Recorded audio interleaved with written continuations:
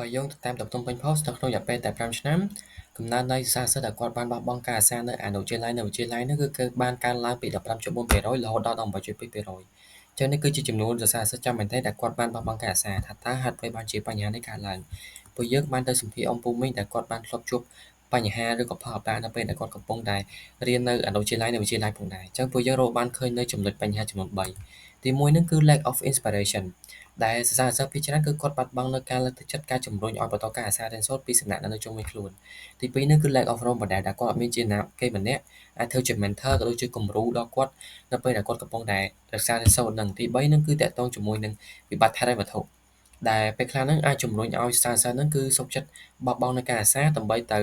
ជួយគ្រួសារស្វែងរកប្រាក់ចំណូលគ្រប់គ្រងជីវភាពរស់នៅហ្នឹងអញ្ចឹងដោយសារតែឃើញនៅបញ្ហាទាំងអស់នេះហើយបានពួកយើងសម្រេចចិត្តថាពួកយើងចង់បង្កើតនៅ project មួយឈ្មោះថា Impact ដែលពួកយើងចង់ផ្ដោតទៅលើការកាត់បន្ថយនៅការបោះបង់ការអាសារបស់សិស្សានុសិស្សនៅតាមទីជនបទដែលពួកយើងចង់ផ្ដល់ឲ្យពួកគាត់នូវការបង្រៀនតាក់ទងទៅនឹង technology ក៏ដូចជាភាសាអង់គ្លេសហើយពួកយើងចង់ផ្ដល់នៅការជំរុញលើកទឹកចិត្តទៅដល់ពួកគាត់ពួកយើងចង់ mentor ទៅលើពួកគាត់ដូចជាផ្ដល់ព័ត៌មានផ្សេងៗតាក់ទងទៅនឹងឱកាសការអាសារៀនសូត្រជាដើមអញ្ចឹង customer របស់ពួកយើងគឺពួកយើងផ្ដោតទៅលើសិស្សានុសិស្សមានអាយុចាប់ពី11ដល់18ឆ្នាំទាំងប្រុសនិងស្រីអនុវិទ្យាល័យនិងវិទ្យាល័យហើយស្ថិតនៅតាមទីជនបទអញ្ចឹងពួកនេះគឺជា process របស់project របស់ពួកយើងដែលពួកយើងចាប់ផ្ដើមពី donation ស្វែងរក donation ពីអង្គការផ្សេងៗក៏ដូចជាពីសប្បុរសធម៌ក៏ដូចជាពី sponsor ផ្សេងៗជាដើមពួកយើងចង់ស្វែងរក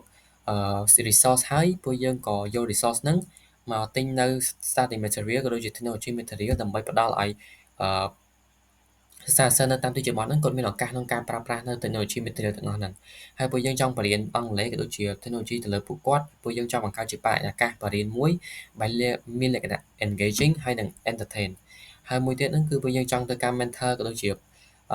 ផ្ដល់ advice ទៅដល់ពួកគាត់ផងដែរដែលគោលដៅរបស់យើងហ្នឹងគឺចង់ reduce នៅ drop out rate ចឹងនេះជា Facebook page របស់ពួកយើងដែលវាធ្វើការ showcase ពីសកម្មភាពផ្សេងៗដែលពួកយើងធ្វើនៅក្នុង project ហ្នឹង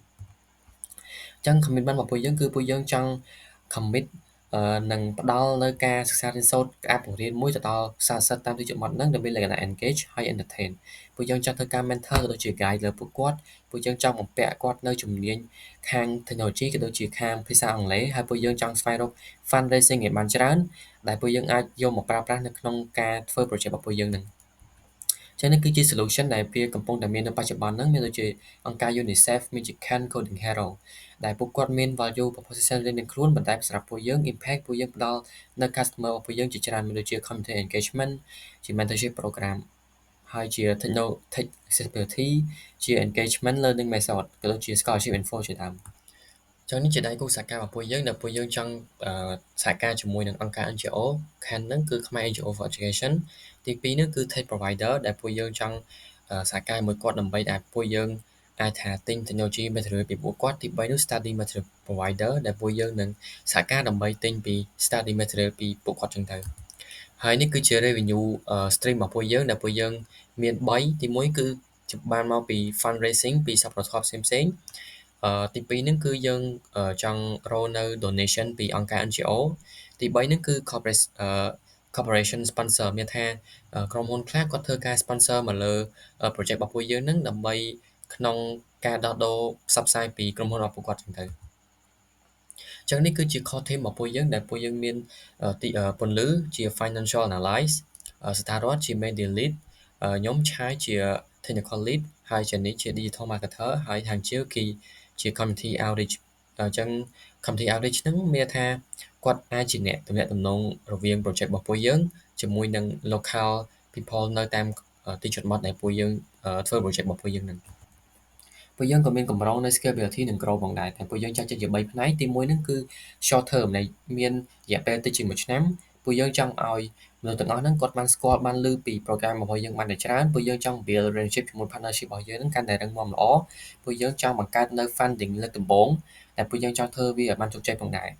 ទី2ហ្នឹងគឺ medium term ដែលពួកយើងចង់ expand នៅ program របស់យើងដើម្បីជួយដល់សិស្សានុសិស្សច្រើនជាងមុនពួកយើងចង់បង្កើតនៅ funding ម្ដងទៀតដែលមានលក្ខណៈធំជាងមុនច្រើនជាងមុនហើយនឹងធ្វើវាឲ្យបានជោគជ័យផងដែរទី3ហ្នឹងគឺ long term ដែលមានរយៈពេលច្រើនជាង3ឆ្នាំពួកយើងចង់ scale program របស់ពួកយើងដើម្បីស្វែងរកទីជនបទថ្មីថែម ហើយអាចជួយដល់សាស្ត្រសិស្សច្រើនជាងមុនហើយពួកយើងចង់បង្កើតជា alumni mentor មានថាសាស្ត្រសិស្សដែលពួកយើងអាចជួយគាត់ពីមុនហ្នឹងគឺគាត់អាចធ្វើជា mentor សម្រាប់សាស្ត្រសិស្សជំនាន់ក្រោយផងដែរចឹងនេះជា reference ដែលពួកយើងទទួលបានតាក់ទងជាមួយនឹង dropout rate information ហ្នឹង so thank you for your attention